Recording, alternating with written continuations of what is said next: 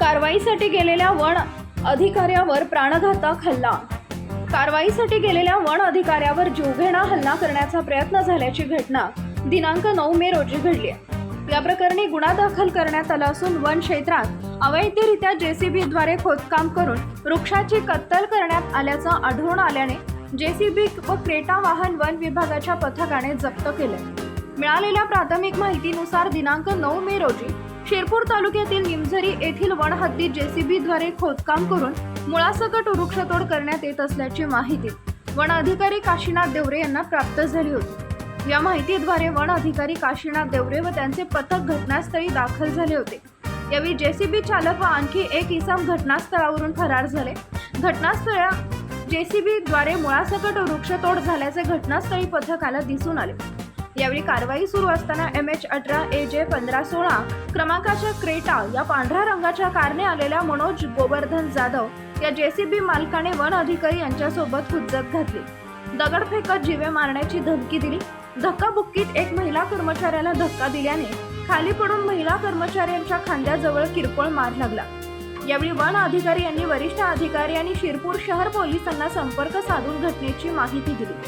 One विभागाच्या पथकाने यावेळी जेसीबी व क्रेटा वाहन शिरपूर वन विभागाच्या कार्यालयात जप्त केले असता पोलिसांच्या उपस्थितीत क्रेटा वाहनाची तपासणी केली असता वाहनात सागवानाचे लाकूड आढळून आले। या प्रकरणी वन अधिकारी काशीनाथ देवरे यांनी शिरपूर शहर पोलीस स्टेशन मनोज गोवर्धन जाधव राहणार शिरपूर यांच्या विरोधात विविध कलमान्वये गुन्हा दाखल करण्यात आला आहे। मी काशीनाथ देवरे वन परिक्षेत्र अधिकारी शिरपूर। आम्हाला 9 तारखेला बातमी मिळाली। माझा वनरक्षक निमझरी यांनी मला कळवले की अशा 937 कक्षी क्रमांकामध्ये जेसीबी यंत्रणा चालू आहे, त्या ठिकाणी अवैध उत्खनन होत आहे आणि वृक्षाची कत्तल करत आहे। याचा भ्रमणध्वनी आला। मी रेड स्टॉपसह तात्काळ त्या ठिकाणी पोहोचलो। त्या ठिकाणी चालक आणि इतर जे होते ते फरार झाले आणि त्या ठिकाणी पोहोचलो असता आम्ही जेसीबी यंत्रणा पाहिले। त्यानंतर आमच्या मागोमाग वाहन जेसीबी वाहन मालक हा क्रेटा गाडी घेऊन आला आणि डायरेक्ट राखीव वन क्षेत्रात आला आणि डायरेक्ट मला चिरडण्याचा प्रयत्न केला। परंतु तो चिरडण्याचा प्रयत्न केला। मी गाडीत बसलो। गाडीत बसला असता तो खाली उतरला आणि त्याची माझी कॉलर धरून बाहेर ओढण्याचा प्रयत्न केला। तोपर्यंत माझा रेड स्टॉप त्याला पकडले असता त्यांनी झटापटी केली। तोपर्यंत आमची सोनल मगरी ही वन जमिनीवर पडली। तिच्या खांद्याला मुक्का मार लागला आणि मला छातीला त्यांनी धक्का मारला। माझं कॉलर तोडून शर्ट तोडून बाहेर काढलं।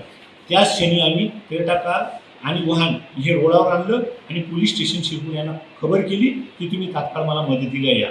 तो पोलीस स्टेशनचे कर्मचारी पोलीस PSP वगैरे सर्व आले आणि माझ्या वन विभागाचे नितीन कुमार सिंग उपवनसर्व यांना खबर केली। त्यांनाही सांगितलं की मला तात्काळ दोघं यांची मदत हवी आहे। तरी माझ्या शिरपूर आणि बोडेली यांचं वन क्षेत्रपाल यांनी मदतीला धावून आले।